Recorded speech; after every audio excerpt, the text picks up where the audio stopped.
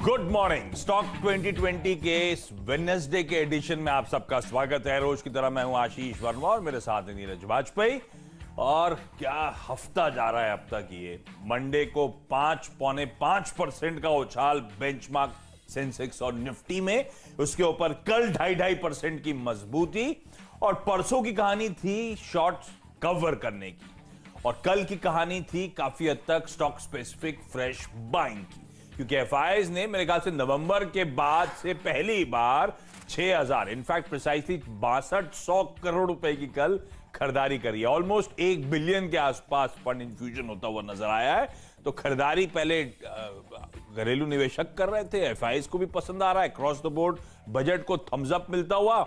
और ये उस हफ्ते की हम बात कर रहे हैं जब ग्लोबली मूड सुधर रहा है, रिस्क बैक ऑन टेबल है, अमेरिकन मार्केट्स में लगातार अच्छी मजबूती। और कल की पिच आपकी स्क्रीन पर आएगी, यानी कि जिस पर आज मुकाबला होना है। तो अमेरिकन मार्केट्स कल मजबूती के साथ ऑलमोस्ट 1.5% अक्रॉस द बोर्ड तेजी देखने को मिली। और उसके ऊपर डाउ फ्यूचर्स आज 100 पॉइंट का और उछाल दिखाते हुए। तो मूड माहौल बढ़िया ग्लोबली, और ऊपर से हमारे यहां अपनी एक कुछ इंटरनल स्ट्रेंथ उस बजट के बाद जो सेंटिमेंट चेंज कर चुकी है। ऐसे में नीरज जी, ग्लोबली मूड कैसा और आज के लिए? ग्लोबल मूड आज भी बहुत अच्छा है। क्योंकि अमेरिका में जो रिजल्ट सीजन चल रहा है बढ़िया चल रहा है। आईटी कंपनीज के नतीजे बहुत अच्छे आ रहे हैं, अमेजॉन के, अल्फाबेट के, वो नतीजे बहुत अच्छा है। ऑयल कंपनीज में भी हालांकि बीपी के नतीजे अच्छे हैं, एक्सॉन के खराब हैं, उसको लॉस हुआ है, लेकिन बीपी के रिजल्ट्स अच्छे हैं। और वहाँ पे जो पैकेज था उस पर चर्चाएँ शुरू हो रही हैं, कोशिश करें। हालांकि उसमें कुछ अड़ंगा लगा रहे रिपब्लिकन्स, लेकिन बाजार उसको लेकर के बहुत ज़्यादा इसलिए उत्साहित नहीं, क्योंकि अगर उसकी डिटेलिंग में आप जाएंगे तो उसमें $600 बिलियन आप $700 बिलियन आप कह सकते हैं कि वो इस रिलीफ पैकेज के तौर पे, बाकी वहाँ पे सोशलिस्टिक पॉलिसीज़ के लिए बहुत ज़्यादा है। तो बाजार उसको इस समय बहुत ज़्यादा तवज्जो नहीं दे रहा है।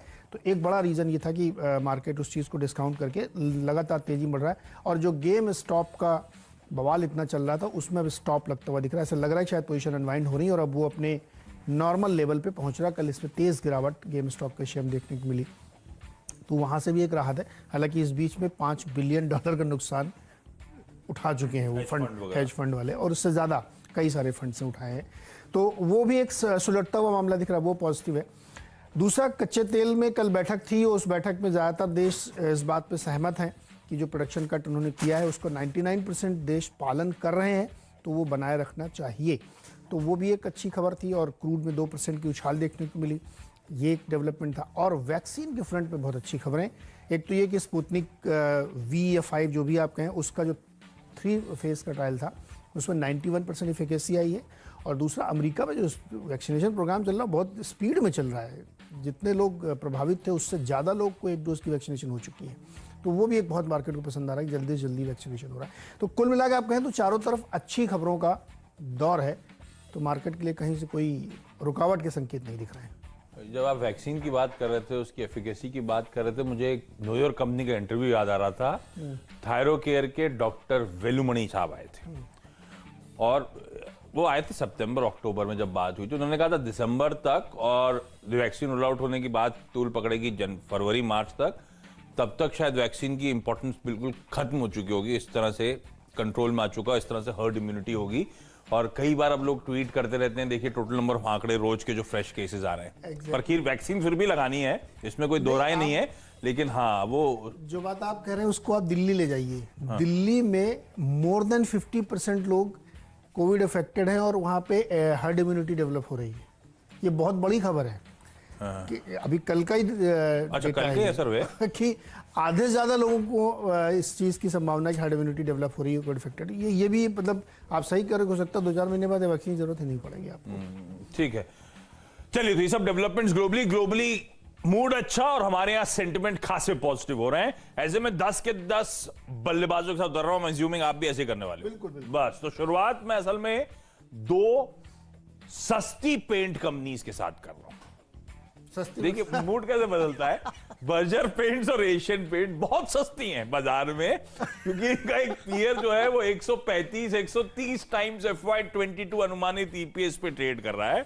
और जो कल तक बाजार के लिए महंगी थी, बर्जर 60 के और एशियन पेंट शायद 55 के पी मल्टीपल पे। अब इनके वैल्यूएशन कंफर्ट गजब के हैं। और ऐसा नहीं है कि हम ये गेम स्टॉप टाइप कोई मामला हो गया हो कि दे धनाधन खरीदारी चल रही है।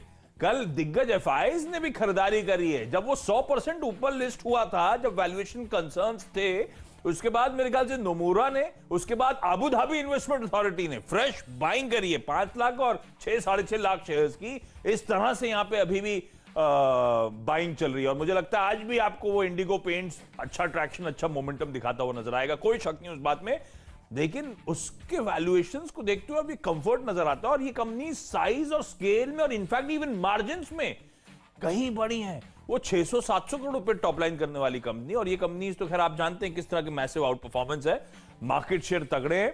मुझे लगता है इन शेयर्स पे बेट करिए। मैं क्योंकि इंडिगो पेंट्स डेकोरेटिव के लिए, इसलिए दोनों डेकोरेटिव थ्रस्ट वाली कंपनीज लेकर आया हूं। तुम तो कांसाई भी जोड़ देता, पर वो इंडस्ट्रियल में थोड़ा ज्यादा है, इसीलिए डेकोरेटिव पेंट्स अगर आपको पसंद आ रहे हैं तो मुझे लगता है एशियन पेंट्स जो सेक्टर लीडर है, और बर्जर पेंट जिसने ट्रेजेक्टरी पूरी खासी बदली, और दोनों ऑफ आइस ट्रेड कर रहे हैं। मुझे लगता है इन स्टॉक्स में खरीदारी करने के मौके होंगे स्टॉप लॉस के साथ। लेकिन ये आज की कहानी नहीं है।